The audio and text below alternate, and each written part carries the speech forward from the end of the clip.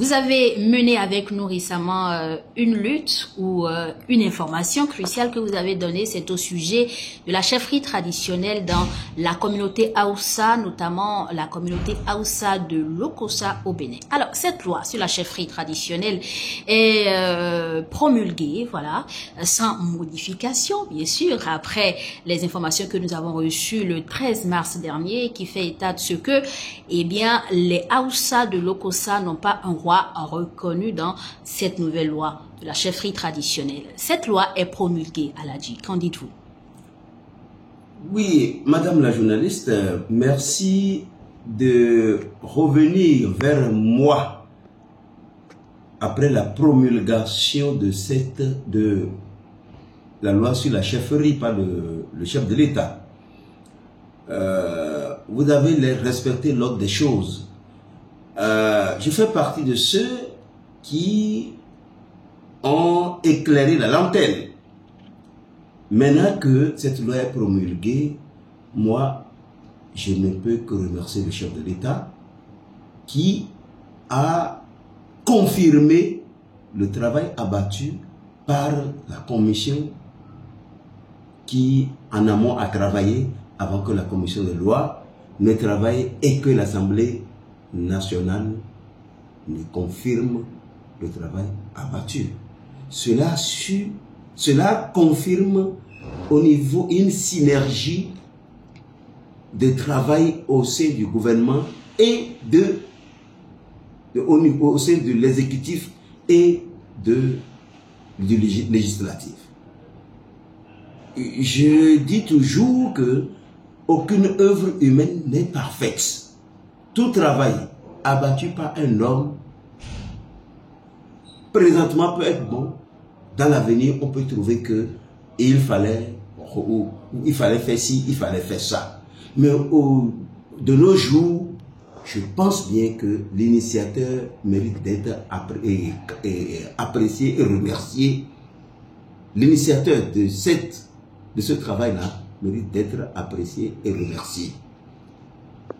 Aujourd'hui, chacun reconnaît sa place. Même s'il y a eu des revendications, toujours est-il que ces revendications ne sont pas tombées dans les oreilles de sourds. Mais pour le moment, il faut. Et en ce qui concerne nous, à Hausa, je l'ai dit que nous ne devrons même pas nous retrouver dans la case des rois. Mais nous continuons à dire, nous sommes là il y a plus de 250 ans, nous souhaiterions, et c'est notre cri de cœur, que l'ethnie Hausa puisse être reconnue et que cette langue puisse être parlée au niveau de nos chaînes nationales. Comme c'est déjà le cas dans d'autres pays de la sous-région. Ah oui, madame la journaliste, que cette langue puisse être parlée, puisque aujourd'hui, nous sommes plus de Hausa au Bénin, nous sommes plus de 2 millions. Ça, c'est l'estimation faite par Eladji Barabiou. Elle peut être, ça peut être ça, comme ça peut être plus que ça, comme ça peut être moins que ça. Donc, ce serait une fierté pour le Bénin que les chaînes nationales parlent cette langue. Si les Chinois en parlent, allez-y voir là où la Chine est. Allez-y voir là où le Bénin est. Et donc, je l'ai dit dans l'autre édition que nous avons faite, que nous-mêmes à Hausa, nous allons nous retrouver et rédiger notre charte et envoyer à l'Assemblée, envoyer à l'exécutif, que l'exécutif analyse et envoie à l'Assemblée. Parce qu'une ethnie d'une importance comme la nôtre ne peut pas vivre comme ça dans un grand pays comme le nôtre, dans un grand et beau pays comme le Bénin.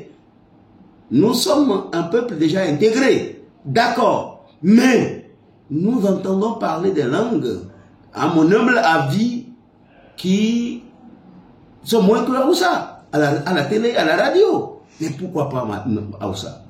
Mais Aladji, alors, en matière de chefferie traditionnelle, en matière de royauté, quelles sont les dispositions que la communauté Hausa Tupena et celle de Lokossa en particulier prend déjà pour que vos rois soient reconnus, soient légitimes, voilà.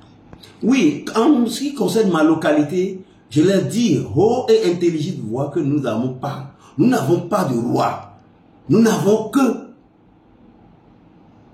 le chef quartier que nous appelons Mengoua. C'est ça que nous avons. Maintenant, est-ce que c'est les Mengoua qu'il faut maintenir et les mettre dans une case selon les différents rangs des chefferies retenues? Ça, nous allons faire la lecture des textes, nous allons rédiger notre charte et envoyer pour que nous puissions être pris en compte. Mais dire qu'il y a roi dans la communauté Hausa au Bénin, je dis que nous n'avons pas cela. Quiconque se fait appeler roi est un titre usurpé. C'est un titre usurpé. Nous ne pouvons pas continuer à accepter. Même si certains disent que ça peut rehausser l'image, non. Le faux n'a jamais rehaussé l'image de quelqu'un, à plus forte raison, une communauté comme la nôtre. Retrouvons-nous dans la case qui nous convient et que l'État nous reconnaisse cela. Je crois que ça va être une fierté pour nous. Et maintenant, une question. Faut-il continuer à les appeler rois? Ça, je dis, continuer à les appeler rois, c'est être en porte-à-faux avec les tests du pays, être en porte-à-faux avec les tests que l'Assemblée a voté, avec la promulgation que le premier magistrat a fait. On ne doit plus continuer à appeler nous. En tout cas, moi je parle toujours de ma communauté. Ce titre-là, il ne mérite pas. On ne doit plus les appeler comme ça. Maintenant, j'ai entendu un parlementaire dire que même s'ils ne sont pas reconnus comme rois, on peut continuer à les appeler rois. Moi, je dis que ça c'est entretenu d'amalgame ça. Celui qui n'est pas humblement doit pouvoir dire à son entourage les tests de notre pays, c'est des tests sacrés. Et que maintenant que je ne me retrouve pas, je suis relégué à tel rang. Appelez-moi par ce rang, par le titre qui correspond au rang actuel. C'est plus élégant et c'est plus respectable que de chercher à porter un chapeau qui ne vous convient pas. En tout cas, moi je parle moi de ma communauté, je ne peux pas parler des autres communautés. Et il faut que l'État prenne cette disposition pour que les gens, que ces usurpateurs n'aillent pas toujours vers des institutions, avec on dit l'habit ne faut pas le moine, qui continue de porter l'habit pour aller répondre à des invitations où les vrais rois sont invités, et ils vont s'asseoir pour dire qu'ils sont rois, et quand il y a peut-être quelque chose qui est revenu, qui revient au vrai, qu'ils se mélangent à eux, ce ne serait pas bien. Ce serait une honte pour nous. Donc il revient à l'État, au gouvernement, qui a promulgué de prendre des dispositions pour que s'il y a usurpateur, surtout en ce qui concerne moi, ma communauté, que quand il y a invitation, qu'on nous donne l'invitation qui répond au rang que nous méritons. Voilà. Mais je voudrais aussi vous dire, madame la journaliste, que j'ai dit tantôt que nous demandons à ce que le Hausa soit parlé à la radio nationale et à la télévision nationale. Et la preuve, un pays, le président d'un pays, un président nouvellement élu, je veux parler, en l'occurrence le Gabon, vient de confirmer le Hausa comme une langue nationale. Il vient de confirmer le Hausa comme langue nationale, alors que la communauté Haoussa du Gabon a immigré vers le Gabon en 1949. Ça, c'est rapporté par le premier magistrat gabonais. Et dit, il reconnaît, et il vous reconnaît encore leur contribution au niveau de l'économie nationale. Voilà, donc, alors 1949 et 1800, moi, c'est moi qui dis 1800, et il y en a qui disent que 1700. Bon, tenons nous-mêmes, on s'en tient à 1800. Ça fait 200, ça fait à peu près 300 ans. 250 ans, voire 300 ans.